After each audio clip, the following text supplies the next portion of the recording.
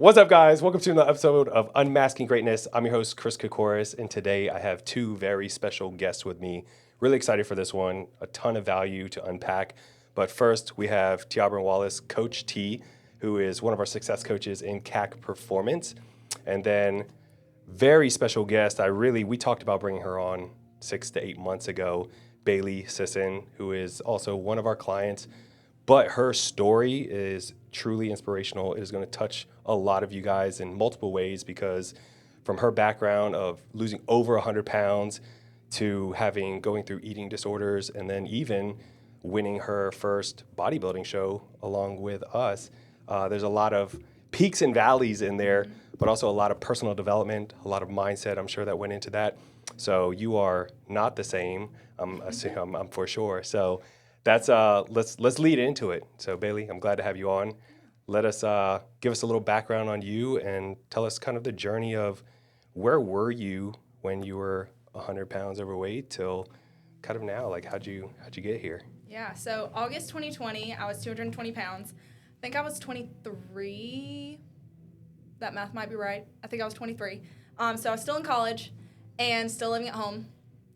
And I was kind of at this point where I was just feeling like, I guess I'm always going to be the fat girl. Like, I'm just pretty much always been overweight. Like, in high school, I was a little bit more on the average side. But, like, I didn't play a ton of sports. I was more into theater, and that should tell you really all you need to know. But Acting like someone you're not. But I just got to this point where I was feeling so awful all the time. I had so many horrible symptoms, and I probably still, honestly, in my phone, I probably still have that list that I took to the doctor, and I'll get to that in a minute. Yeah. But I had, like, the worst brain fog. I couldn't focus on anything.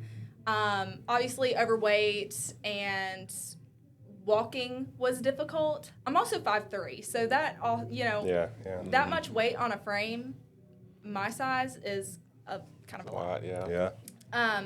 But I was eating out a lot. I was probably eating out like 5 or 6 days a week. Jeez. Multiple meals a day. Eating at home was, we're eating at home tonight? And when I'm making something at home, it was like the Olive Garden chicken gnocchi soup or like chicken quesadillas or, like not healthy. Sounds good. Right? Yeah, right. Always yeah, if you want the recipe, I got you. Yeah. But I got to this point where there were some girls that I had worked with who had thyroid issues. And I was like, I've got to have a thyroid issue. Because I'm working out 5 days a week. I was doing HIIT exercises at like a boutique gym. So I was working out 5 days a week consistent, high intensity for an hour, but also eating like shit. So trying to offset. Can I say shit? Yeah, you can say whatever. Say whatever you want. Because I just said it twice. So. Yeah. So I was like, well, I'm doing all I can. Why am I not losing weight? Why am I not feeling better?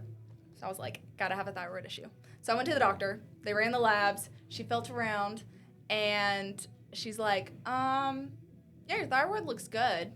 You're just overweight. And I was like, not what I wanted to hear. Yeah. So that's where I was kind of like, okay, food's got to change. So I did Whole30. Okay.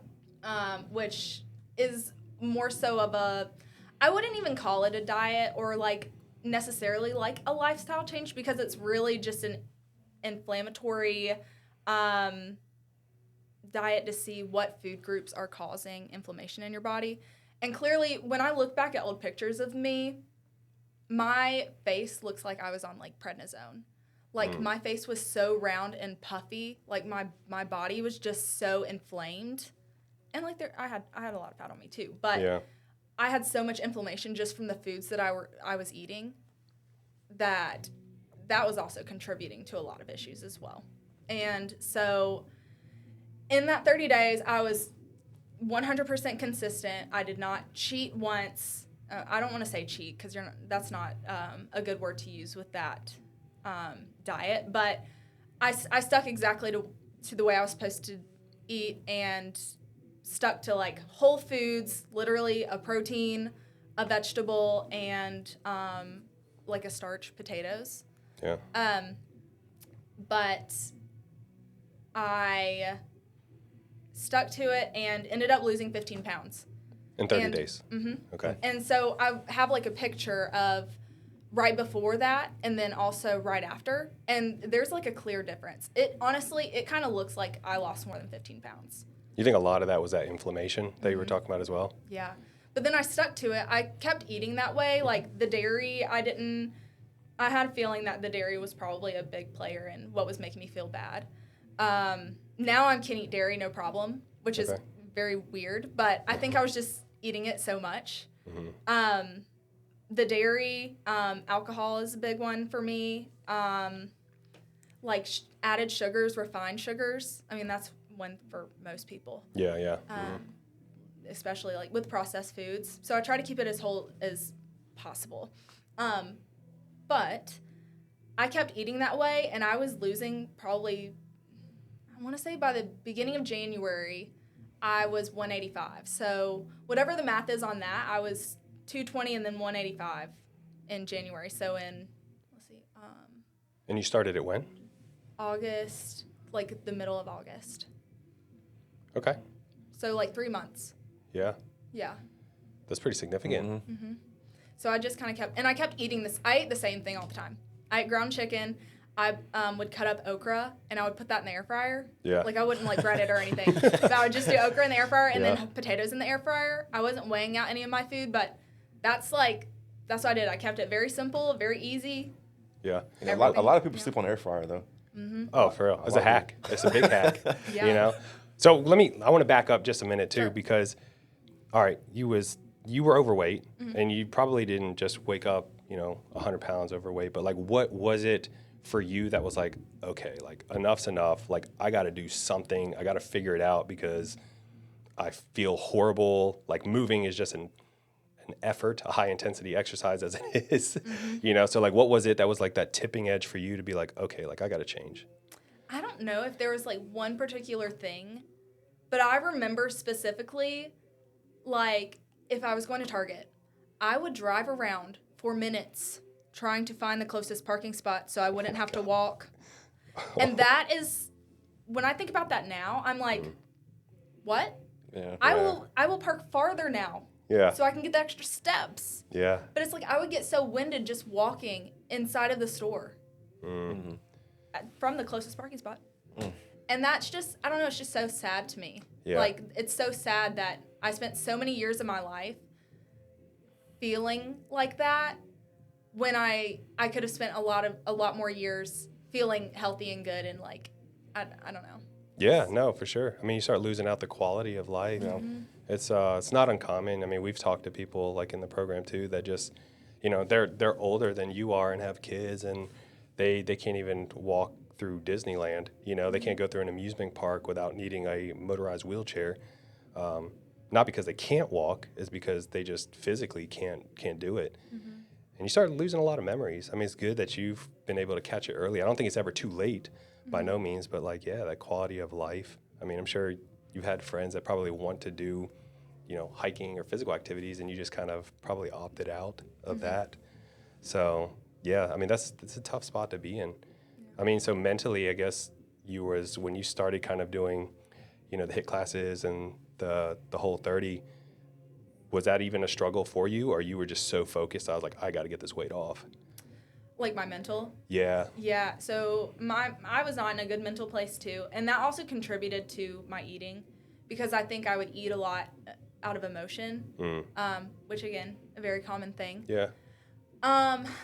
But I was still living at home. My parents had divorced, and I was kind of like,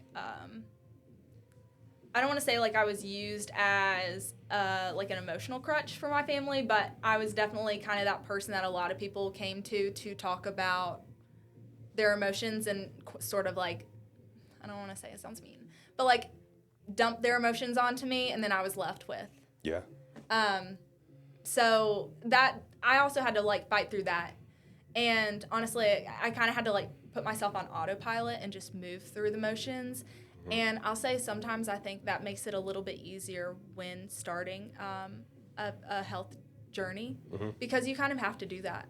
Yeah. Right? You have to kind of go through the motions because not all of it is going to be like amazing or, I mean, you just got to do what you got to do. Yeah. You have to push through. A lot of people with that though, they like, so if they have like a bunch of family stuff with them too, they like to like include their family with everything. And so like sometimes when it comes to like fitness journeys in itself, people will tend to try to please the other people as well. And so whenever that happens, then it's kind of like, well, now you need to focus on yourself at this point, you know. And so by taking those steps there, I feel like you did really good, you know. Obviously, you know, you won your first bodybuilding show, so. Yeah.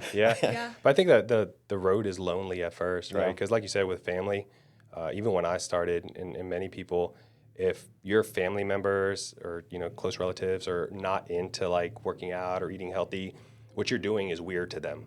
You know, it's like they kind of low key throw these little jabs like, oh, you're going to eat your chicken and rice again, or, you know, this one cookie isn't going to ruin you. But, you know, our headspace is like, we're doing this for a reason and a purpose. So people are not going to understand all the time, you know, what we're doing, why we're doing it until like we've already done it. And then they see the results and they're like, maybe I should start doing this now. Yeah. You know, it definitely made a priority. And even for you, I don't know, has your friend circle shifted from like who you used to hang out with versus now? Yeah. I can imagine. Yeah, I've still got some friends. I mean, my close circle is sort of small, but I mean, I feel like I make friends everywhere, and I'm always, you know, my friend group is big, but my close circle is small. But I think a lot of people feel or can feel intimidated, or if just from what I've witnessed is like, I've had a few friends who I think have wanted to be where I am, but it's not happening quick enough. Because you got to think, like, from where I am to where I was, that's 5 years. I mean, it's a long time, but it's really not. It's gone by very quickly. But when you're at the beginning of that seems very daunting, right? Yeah, You're like, yeah. well, I got to wait 5 years to be where I want to be. Did you have like, okay, you knew, I don't know if you ever thought like I was going to lose 100 pounds, but you obviously probably had, I need to lose 20, 50, 60, whatever it is. Did you put a timeline on certain things, or were you just like, I keep seeing the weight go down, let's just keep going? Yeah. Yeah. I just wanted to be out of the 200 club. Yeah. Not a club I want to be in again.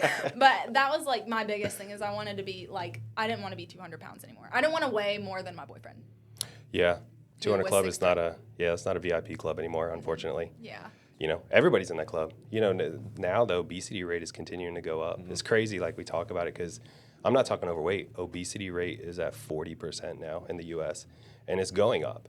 And there's more access to training, coaches, nutrition, free stuff out there, and people just don't utilize it. And I think it's a convenience thing, you know, potentially why maybe fast food or going out to eat was just more convenient for you, maybe. Yeah. I don't know. You tell me. Was it a convenience, or was it just kind of? It was more of like a definitely convenience, because I'll be honest, I didn't want to be at home. Okay. I didn't want to be at home. So, it was convenience for sure. But then also like it was like I want Chipotle, so I have to get Chipotle. Or like I want Mexican food, so let's go get Mexican. Or oh my God, Chick-fil-A. Bruh, I would have a 10-count chicken mini in the morning with extra large hash brown, and then like a large vanilla iced coffee every morning. Dang. Yeah, that'll add up. Yeah. And like my Chipotle order, like this is kind of like getting off, but my Chipotle order was kind of like insane. Like I would get a burrito, like fill it with literally everything, and then also get a quesadilla and eat the quesadilla on the way home as my appetizer before I eat my whole burrito. Like low key, like a little impressive, but also just like self-sabotage. Yeah. So if that gives you like an idea, because I was overeating too, but yeah. Did I answer that question? So let's go back to the back to 30, or not sorry, back to 30, the whole 30. Yeah. So you're going through this process, you're losing weight. I'm sure at some point during this, the weight was stalling occasionally.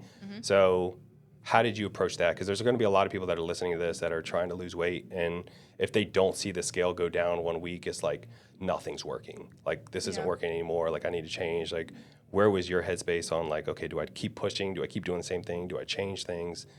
Yeah, honestly, I can't remember exactly, but I know exactly the numbers that I stalled at because 185 was one, Okay. and 170 was another, and then 160 was another, and now 150 is kind of another. But I ended up getting a coach, or I got a personal trainer in January. So I started working with her, and that's when I was 185.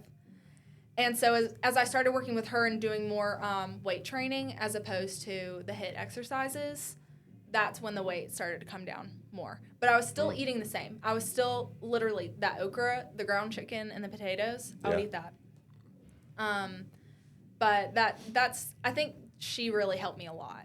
Yeah. Because I worked with her for about 8 months. Okay. Yeah. So I'm gonna I mean I know the answer, but I'm gonna try to kind of pitch it to you in a way that you can hit it. So why do you feel like from stalling doing the HIIT training and then now diet didn't change, purely like going in and doing some strength training with a personal trainer, like why do you think that was what got you to start like chipping back down at your weight and your body fat? You're building the muscle. And when you have more muscle, you're burning more calories. Right? Is that the answer you want? That is exactly. Yeah. I mean, this is, you know, I think I never try to like down talk when you're talking about boot camp classes or, you know, high intensity, you know, all of those yoga classes, things like that. I think it all serves its purpose. I think if you are significantly overweight, you're just burning a ton of calories in a short period of time. And I think that is good considering more than likely they haven't been doing anything prior. So it's good to do something like that. At some point, they'll get to where you're at, to where now those classes were not designed to put on healthy muscle tissue. And tissue is literally the organ of life. Like if you want to have a long, prosperous life, you need healthy muscle tissue. It is also going to improve your physique and your appearance. You're going to start sculpting or toning. A lot of people want to use the word toning. Toning is just such a broad term. I feel like I hear this more with female clients than anything. They just want to tone. But honestly, all that means is you just want to drop some body fat percentage and you want to see some muscle, right? It's just it's a recomp. But with that muscle also comes, like you said, it increases your metabolism in a sense that you are now going to be able to burn more calories at rest, which is going to help you work smarter and not harder. So you don't have to like kill yourself in the gym. Now it's like, let's put some good healthy muscle tissue on. You're still eating healthy and let that fat burning kind of happen on the back end. And so, yeah, I mean, massive shift in that one. And you probably, I don't know, you tell me, like, did you feel different, like stronger, healthier by doing that versus just crushing yourself at a boot camp class? Yeah, definitely stronger. And then like the more you get stronger, the more you're like, I want to get even stronger. You know what I mean? Like it's kind of like, and like now I'm super like strong. Yeah. Super strong. Now, and I'm sure like there's a lot of people who can relate to this, but I've spent so much time wanting to be skinny and wanting to be like the smallest version of myself. Now I'm like, I got to get some muscles on. Like there's nothing that makes me feel like cooler than like if I have my shirt off in the gym and like I'm walking my weights back, like if I'm doing upper body and I see like my tricep and my delt and I'm like, oh, yeah. That's like you sent me that picture when you was in I think it was Hawaii. Yes. Oh my, did you show Chris? I didn't. I'll show it to him. I showed Giles, my husband, and he was like, you look like a man. But I'm like so far away and I'm standing behind a Jeep, but like the way I like have my arm, my delt is just like popped. It's like actually insane looking. That's awesome. Yeah. I think, when it comes to your physique, these are things that you can't buy. So when I see somebody that is healthy, that is fit, and not necessarily bodybuilder shape, I'm just saying like in general, you look healthy, you look like you take care of yourself, a sense of respect is automatically given to you, right? Because you take care of yourself. Like you care about your life. I'm sure you care about others around you. So to me, when I see people that are fit like that, I mean, I can already sense some discipline, some consistency, a little more trust with you, you know? Yeah. So I think that that comes along with it for sure. Yeah. So there's that picture if you want to see it. Oh yeah. I wonder if we're doing a video here. I might see if I can. You send that to me and I'll clip it in. Y'all can see the boulder shoulder. So did you tell your husband like go do the dishes? I'm on my way back from Hawaii. Yeah. He's like, "What'd you do?" All right. So you got with the trainer. All right. You stayed with her for I don't know how long, but Yeah, 8 months. 8 months. Okay. And then from how long from then to when you came to us? And why did you come to us? So it was about a year. Wait a minute. Yeah, so it was about a year. Because I came to you guys in September of 23, because I was getting married October That's of right. 23. That's right. And I was like, honestly, I think I came to you guys more for like mental, because I'm like, if I feel like I'm doing, a more regimented, schedule, a little bit more structure, Yeah. I'll feel better. So I came to you guys for that. And obviously, like, I was doing the workouts and eating the meal plan. And after the wedding, this was probably like November, I was like, T, I think I want to do a show. And he's like, okay, great. Actually think about it, though. Like, don't just jump into it. Yeah. Actually think about it, because it really affects everything. Like, it affects your relationships. It affects your work. It can affect your mental. Like, you need to actually think about it. So... Yeah. yeah. I want to just touch on real quick because one of the reasons I'm sure he talked about it is because he knew a little bit about your past. And with bodybuilding, it is very restrictive for a purpose. I mean, it's a sport, so you're just kind of taking things to a whole nother level of discipline and consistency. And you got to be mentally strong for sure. But you have mentioned in the past about having a food disorder or, looked at, I don't know. Like binge eating more so. Okay, yeah, so that's kind of what I want to figure out is like, okay, what was binge eating was the thing. Were you worried about going into something that's more rigid? I mean, even Whole30 is a lot more rigid than what you were doing. But then talking about doing bodybuilding, were you scared that those urges could come back arise? Or were you kind of like, okay, no, I'm good at this point? Yeah, so I think my issue wasn't so much the actual prep. I think my problem, or what I was scared of most, and I shared this with you, was after my show. I was terrified of binging to the point where I would be like gaining an insane amount of weight back, which I think is also a common Very common. and also being fat again. Like, that's not something I want to be ever again. And I was a little nervous that, I was gonna fall off. Like, I was gonna give in to all of these wants that I had been craving, because my prep was very long too. Yeah. That I'd been craving for whatever the 7 months we were on prep.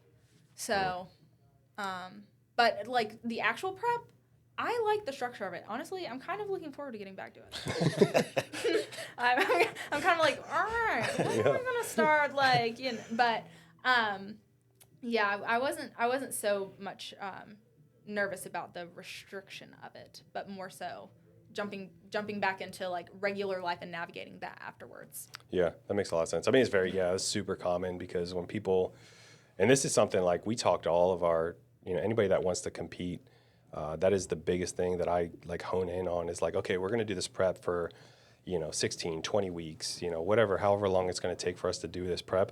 It doesn't end after the show. You need at least another 4 to 8 weeks of recomping, rebounding out of that diet. Because most people, and I did this, my first show, dude, it was like pizza, donuts, all kind of stuff. You're Dude, not the only one. Yeah, I think a lot of us make that mistake in the beginning. And I think, afterwards, it's like, okay, I won't do that ever again. yeah, I mean, you look like straight trash in a matter of like 48 hours. I've even heard people gain almost 20 pounds in like a matter of days. And that's dangerous. I mean, it's really dangerous. People end up in the hospital because of that kind of stuff. So, now me knowing what I know and having that experience, I'm very like, hey, listen, you got to listen to me or trust me, this is going to happen.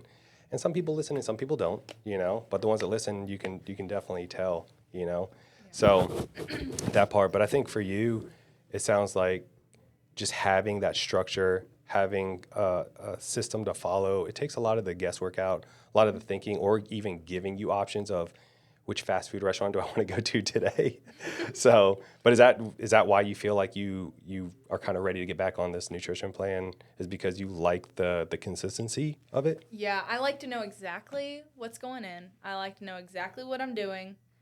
And I mean, like, even now, like, I have my meal plan and, like, praise, it is pancakes every day. It's so great. Heck yeah. So I will miss that. I will miss that. But I do really love to know exactly what's going on. And I've become more type A. I've always been type B, clearly, where I'm, like, flying by the seat of my pants, doing whatever I want. But now I'm like, okay, I have a little too much free will. Let's take it away. Not really, but you know what I mean. Yeah, yeah.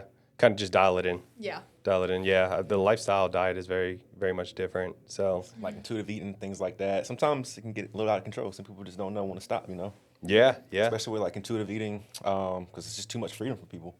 yeah. I always say that. Too much freedom gets people in much freedom. trouble. And it's very Yeah. easy to lie to yourself, too, which I used to do that a lot. Like, it's very easy to eat, like, for example, like, you got a cake in front of you, right? You can eat half of it, and you can say, well, I only ate some of it. That's kind of true. You did only eat some of it. Like, Yeah. you didn't eat all of it, but you did eat half of it, Queen. Yeah. Like, you Yeah. ate half. But, like, You stuff justify like, it. Yeah, exactly. And I think that was, for me, that was a lot of my problem, is I would justify it and be like, oh, well, you know, I didn't eat the whole thing. Yeah. I left, like, that much left. Yeah. So, and you can't do that. Yeah. Well, having some accountability, knowing that you have to answer, and send in your check-ins. The numbers don't lie, the metrics don't lie. Yeah. So we can kind of pinpoint things. So how was it? Yeah. Obviously, Coach T over here was the one that guided you through your prep. What did you feel like was super beneficial on his end from him holding you accountable to just dialing you in? Just tell me your experience. Like, how was that? Yeah. So it was really nice to have somebody to like the guidance. The guidance was great because you've been through it, so you already you know what to expect. I had no idea. If I had questions about anything, if I was feeling really bad one day, or especially more so post prep or post show, I'm like, I feel chubby, help. And he's like, no, you look great. Like post show, there's been times where he will in my check-ins like pull up maybe like comparisons from when you were that specific weight to now. And I'm like, oh, I don't look that bad. Yeah. But if I look at it on my own, I'm like, what's going on? Hippopotamus vibes going on. But then when you look at them together, you're like, oh, there's so much more muscle. Like I actually look great. Yeah. So that is like someone to kind of like bring you back down. Yeah. That's been very helpful too. But in prep, I mean, like we met up and did posing some, which was very helpful. Just having like that person who knows what's going on and what you're going through to kind of just help you navigate what's going on. That was very, very helpful. Did you guys run into any like roadblocks through prep, like going into the show, or was it pretty smooth for you? I think it was, for the most part, pretty smooth. Yeah. There were times where when we first started off, we were just like on a strict, 4 or 5 meals a day. And then we kind of switched over because her weight wasn't dropping. So then we switched over to a carb cycle. And so once we switched over to that carb cycle, started dropping like that. Yeah. And I was like, this is the way to go. Yeah. And then once that happened, then, we've kind of figured out too that she doesn't like sweet potatoes. Her body just can't do them. Yeah. And some people just can't do it. And she's one of them. So. Yeah.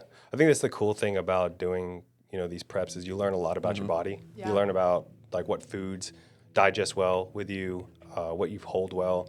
But even with like a carb cycle, if you guys don't know, with a carb cycle, it's a great tool to help with weight loss. It's not something you should do inevitably forever, but you have to be really good at being consistent. It's not somebody that can just kind of, spitball and throw different foods in every single day and hit your macros. I think there's too many variables to go into that for it to work correctly. So, and me and Coach T, we talk about this a lot. Like if somebody we qualified for it, are they ready? Are they committed to be able to do something like that? Because it works, right? But only if it's done like 100%.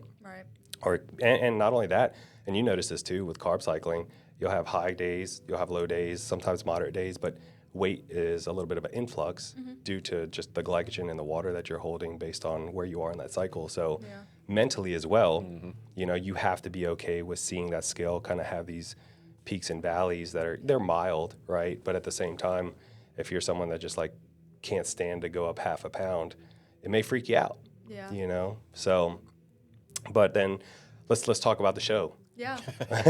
Let's talk about the show. crazy The show. whirlwind. Yeah. So Literally. genetically, first off, I just want to say, like, you are genetically blessed in your legs. With some Like great, you great have calves. great calves, great quads, hands. Like lower body is like built for wellness, which is the division that we decided for you, or you decided really, but I think it was optimal. Yeah. You know, for the category. So for those that don't know, wellness is a division where it's obviously you have to be in good shape, but lower body dominant. I always like relate it to like a Brazilian, right? Yeah. That's kind of like the look that they go for. Yeah. Which I don't have any Brazilian in me, believe it or not. Yeah. But these legs from the gods. So yeah, so we prepped for that one, and that show actually, Yeah, crazy show. that Yeah. show we prepped for that show, and it ended up It was the weekend of Hurricane the Helene. hurricane. Yeah. That was Hurricane. like the morning before. That was when everything went down, literally. And I remember waking up at like 6 in the morning, and I hadn't made my fish, because I was eating cod, and I like woke up out of a dead sleep. It was like 5:30 or 6, and I was like, the power's still on, and I was like, I need to make my fish. And like while I'm making my fish, the power goes out. Oh. So it was like God saying, Bailey, come on, make the cod, make the cod. But yeah, that was crazy. I will say this though. I don't know any other coach that does this though. Coach T came in clutch. Yeah, during this storm, she had no power. I couldn't find chicken anywhere. He was driving around like to the stores. She ran out of chicken. And I couldn't find anywhere. And I stopped at this one store. Luckily they were open. Aldi. Got a 7-pound pack of chicken. Dang. The last one on the shelf. Snagged that bad boy up, went back to the house because I didn't lose power. Had power the whole you got entire lucky. time. And so I went back to the house and I cooked the chicken for her. Yeah, like who else is gonna do that? Yeah, And exactly. rice. Yeah. Rice. I bet the joy on your face was like a kid I on know. Christmas Yeah, like, for some no. chicken. For real. And like it was like a trek to get over to your house because none of the lights were working. It was complete chaos and anarchy. If anybody drove that day, like rip, because it was rough. Yeah, Good luck trying to get a hold of somebody too because Yeah. service was terrible. Yeah, service was down, let alone good luck trying to get gas. Gas stations were running out of gas, or you was waiting for like 2 hours to get gas. Yeah. So with this show, it's in, if you guys don't know, we're in, you know, Spartanburg, Greenville, South Carolina. The show was in Spartanburg.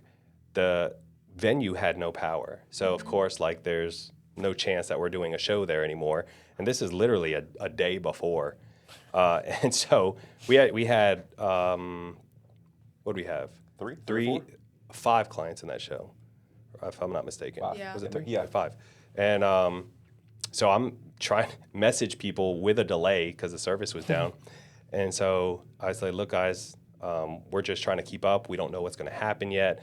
And we're trying to check Instagram for the promoter to kind of like keep us up to date with what's happening. So they eventually decided to move the show, same day, same time, but in Columbia, which isn't like too far. It's like an hour or so. That's far. That's far. When you're going from 10 minutes down the road to an hour, But that's far. but what was scary part about it is the gas situation. People were like, I don't know if I'm gonna have gas to get there and come back if there's no gas anywhere. So we collectively kind of like made a decision together. Like, I mean, you guys been in prep for so long that like, let's risk it. Because the next show would have been like 2 weeks later or something, right? Yeah. Yeah. Because I also I said that as well, kind of like, hey, like this is the other option. We could push you guys out, and keep in mind, you guys already gone through peak week by this point. Yeah. Literally, like the whole peak week. Yeah. Like what the day before. And everybody's like, no, like let's go, let's do it. And so me and T were like, yo, let's pack up, let's roll. And we went down there. Columbia looked like they didn't really get hit hard when we got down there. You know what? Actually, they did everything the same day. They had the tanning that morning. Yeah. It was at like 10 o'clock, I think, and then the show didn't start till 12, and they ran straight through. Yeah. And the turnout was actually really good. Yeah, it was. Yeah. I thought it was really good. So tell us about that experience. Little nerves, little Oh yeah, like I was like I was like panicking, but not panicking because I was like, all right, if I panic, it's not going to look good for me. So I was like, okay, well, got to chill. I didn't have any internet, so I couldn't see anything on Instagram. No emails. I think y'all were like trying to figure out what's going on, so I'm like waiting to hear from y'all. I was sitting in my car most of the day trying to charge my phone, and then like between that, I was like, okay, send a check-in, charge my phone, try to eat something, check in. You know what I mean? Yeah. So my husband worked that day, and we had 2 trees down on either side of the street. So somehow, I don't know how he went to work. He works for UPS, so like they're like, you better get here or What? your butt is grass. So he jumped a ditch somehow. I don't know how he did it, but he has a truck, so. My Subaru was not doing that.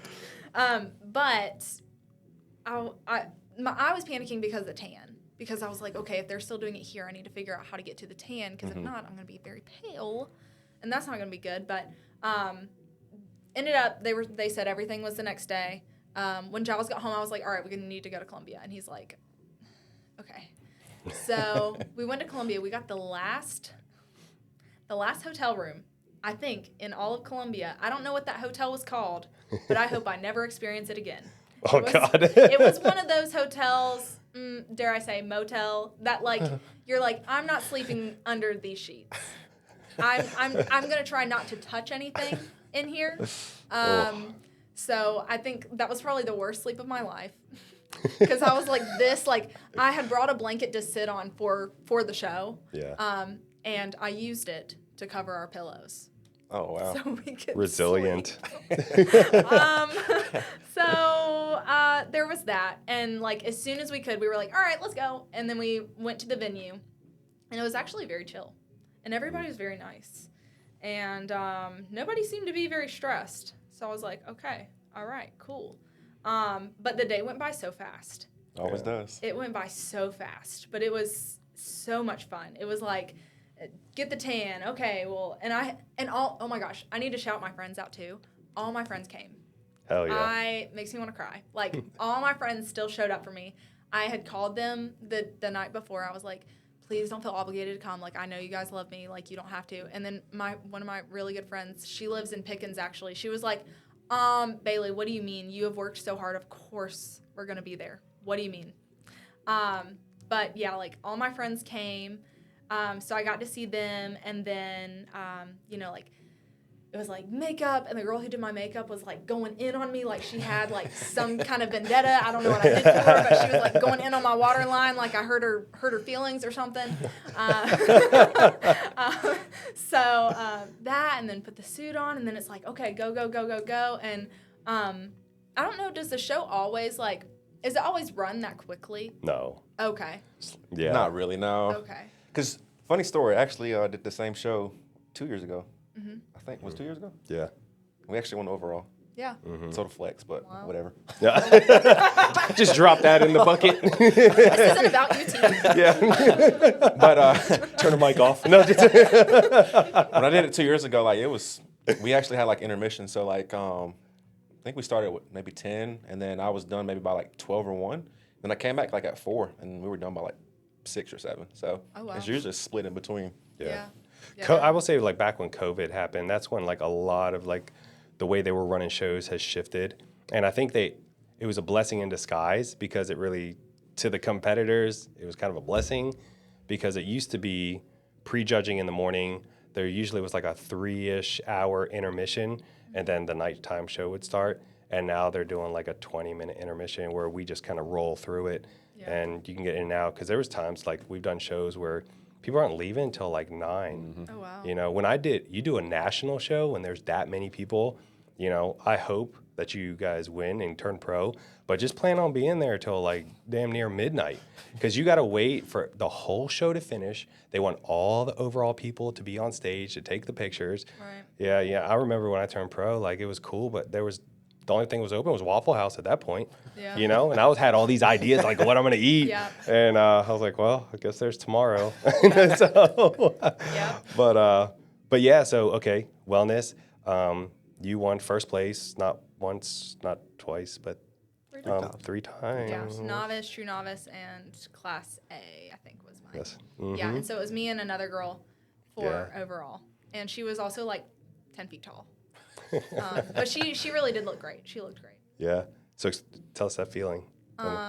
It was like kind of crazy. Like, you're like, okay, this is it. And you got to like, keep it moving and do what you got to do. And I blacked out each time I went up. Did you hear anybody in the crowd? Yeah, I heard you. My mom was like, "Who's that guy yelling for you?" And I was like, "Mom, that's my coach. What do you mean?" A random guy in the back. Random guy in the back. But I remember like when I was going up to do my individual routine, there was a girl behind me, and I was trying to like run through, just to kind of like, just to say, okay, all right, I went through it. I'm good. I got it. Every time I would start and I would get into my like, the next part, this girl would talk to me. And I was like, on stage? No, like Oh. backstage, like in line to go onto stage. I was like, girl, please. Just but yeah, I remember being up there, but I don't remember what I did. Like doing your routine? Yeah. No. Yeah. I still got a video if you want to see it. So. No, I do too. I look at it every day. Yeah. When I'm on the stairs, I'm like, okay, this is what we're doing it for. This is what we're doing it for. But yeah, like it was so fun. And I remember getting off stage and being like, I'm just happy to be here. Yeah. I'm just happy to be here. Like I'm like, just, I don't know. It was like the endorphins maybe, or like all my dopamine was like, okay, Yeah. we're good. No, that's a huge accomplishment. I think competing is not for everybody, nor is it like meant to be. But to go through something like that, you learn a ton about yourself. Outside of just like, eating the food and, doing the training, the extra cardio and all that kind of stuff. I think it's definitely more of a mental push because, when you are doing the cardio, some people deal with that differently.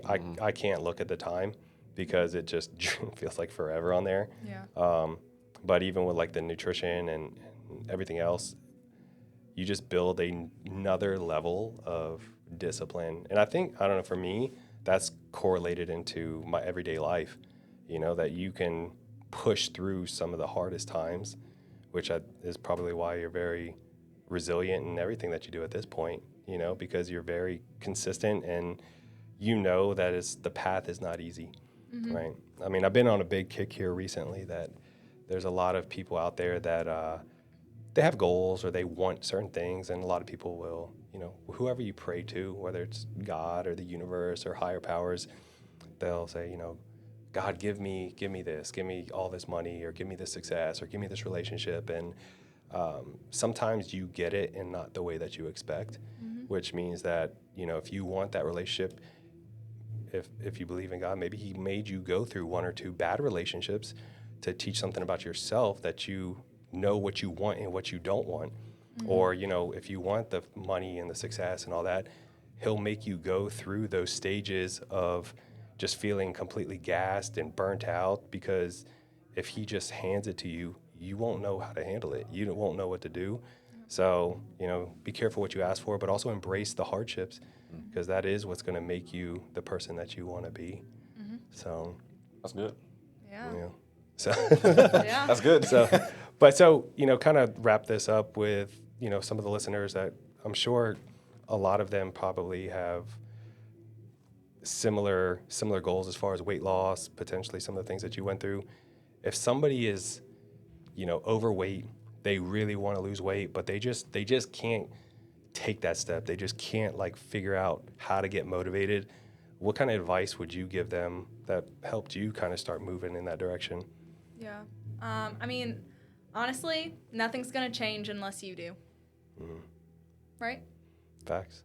That's like one of those things it's like read this and then it's like read that again. You know what I mean? Yeah. It's like nothing's going to change unless you do. So, I mean, and nobody's going to do the work for you. Yeah. You got to do it. 100%. And that's what I was saying. Like sometimes you got to put your head down, get through the day, do what you got to do, and then do it again the next day. Rinse and repeat. Yeah, and like, the you 6 months from now is going to thank you. And I say that to my patients at work too. Like when they're recovering or they're like, I just can't do this, I can't do that. I'm like, how were you a week ago? bad. Okay. Can you do more than you could a week ago? Yes. Okay. Well, think about where you're going to be 2 weeks from now.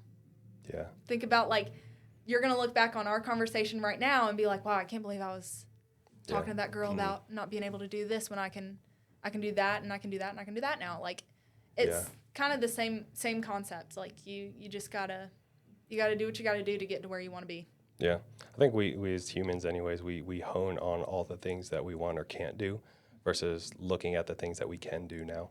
Mm-hmm. You know, it's easy to like think so far ahead of, you know, I want to lose 100 pounds, you know, but that can seem very distant and very far. Mm-hmm. But if you can just kind of focus on just one step at a time, it goes from how far you need to go to how far have I come, you know? So it's pretty crazy. We do like, you know, small wins and big wins, you know. That 100 pounds is a big win. Yeah. The small wins in between. The 5 to 10 pounds in between there, those are your small wins, you know. Yeah. And perspective is everything.